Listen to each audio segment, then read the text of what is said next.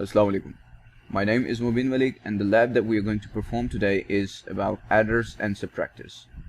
Now, the first module is to make, the first exercise is to make an adder that has only two inputs and gives out their sum. Now, the two inputs here are x and y. This is the code, and the sum here is the output.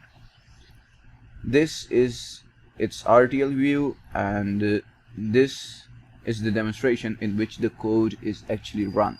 Now, x is given the value 12 and y is given the value 5, and their sum is displayed as 17.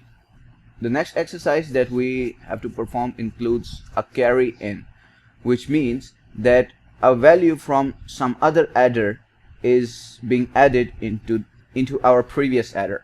So now the value is c, which will be added into x and y, the sum of x and y, and the RTL view becomes like this. And this is the demonstration where x is 25, y is 3, and the carry in is 4.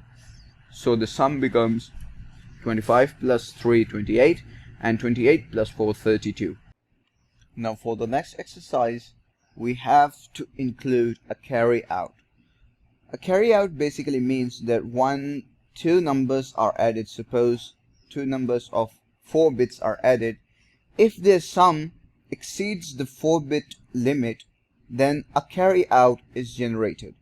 So this is the code to sum two inputs that are of 8 bits, and if their sum exceeds the limit, then a carryout will be generated. This is the RTL view, and as you can see here, we have a number where all bits are ones, and a 1 is added, a 2 is added to them. So the answer becomes 1 plus 0 1, and 1 plus 1 0, and all the other bits become 0. But the last bit where one carry will be generated gives the cout as high. The next example is a complex adder in which both carry in and carry out are used. Not much has changed, as the sum is still equal to x plus y plus c I n, which is the carry in, and the last carry will be displayed as cout. This is its RTL view, and this is the simulation. The number is 215, and we are adding 24 to it with a carry input of 1, and the sum becomes 215 plus 24, which is equal to 239, plus 1, which is equal to 240. Now this 240 does not exceed the limit of 255, which is the limit of 8-bit numbers, which is the maximum numbers you can display with 8 bits, and so no cout is generated here. The next is a subtractor and an adder, which will be using a selection line s, and the value of s will determine whether we have to display the sum or we have to display the difference. This is its RTL view, and as you can see, when the sum is 0, all these three numbers are added: cin, x, and y. X plus y, 26 plus 8 is equal to 34, and this one from cin becomes makes the answer 35. As 35 does not exceed the bit limit, so no cout is generated. Now when s becomes 1, the answer is 26 minus 8, as I have written in the code that if s becomes 1, the answer becomes x minus y.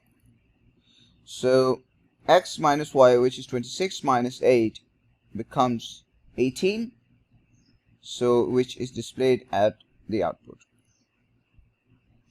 this is the final code in which we had to design an ALU.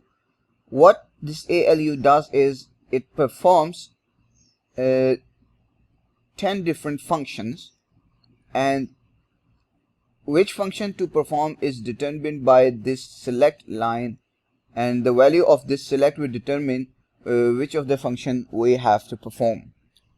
So this is the code. I have used the simple if else logics, and this is its RTL view, and this is the implementation. So now x is 0 double 1 0 and y is double 0 double 1. Now for the value of 0 we had to do the addition. So 0 double 1 0, which is 6, plus 0 0 double 1, which is 3, gives out 1 0 0 1, which is 9. This is the subtraction. 6 minus 3 is 6, and so on. All these codes are performing their functions. If I show you the select of 6 or 7, the 6, when select is equal to 6, the function has to perform the logical OR, in which it has to see if it has to see bitwise if there is any logical OR operation available. So 1 or 0 gives out 1, which means there is an OR available, so it gives the output as 1. And here this 9 select is for the AND case, logical AND case, and 0 and 1 gives out 0, but 1 and 1 gives out 1. So this is why this output is displayed as 1. So this was our lab 9. Thank you very much. Allah Hafiz.